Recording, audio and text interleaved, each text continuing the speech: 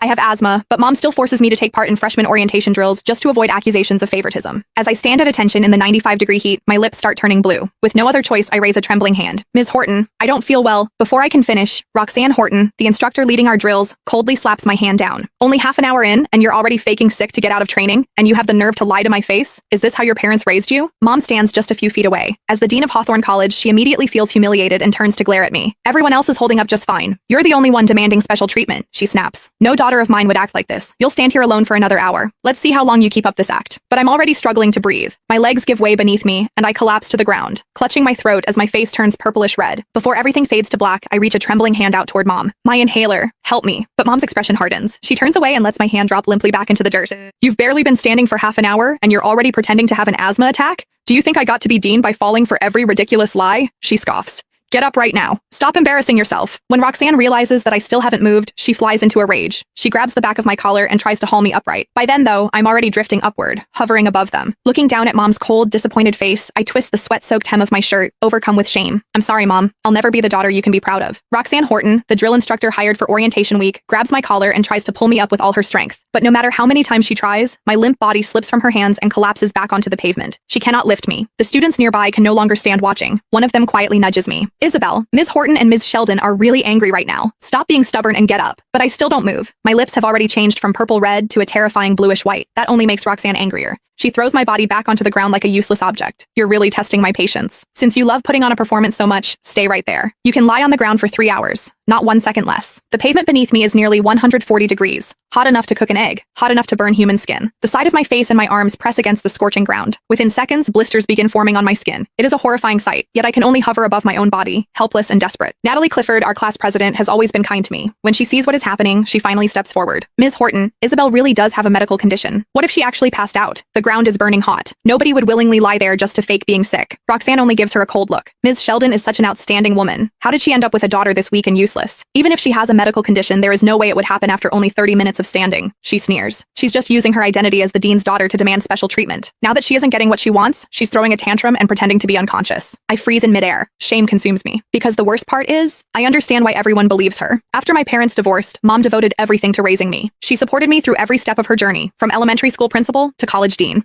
She always told me she would give me everything I wanted, but she also reminded me again and again. At school, she was the dean before she was my mother. She could never show favoritism. I took those words seriously. No matter how well I performed in the schools she managed, I never asked for recognition. I never wanted anyone to think I succeeded because of her. I became the obedient, sensible daughter everyone praised. But now, in front of the entire freshman class, I had become the daughter who embarrassed her.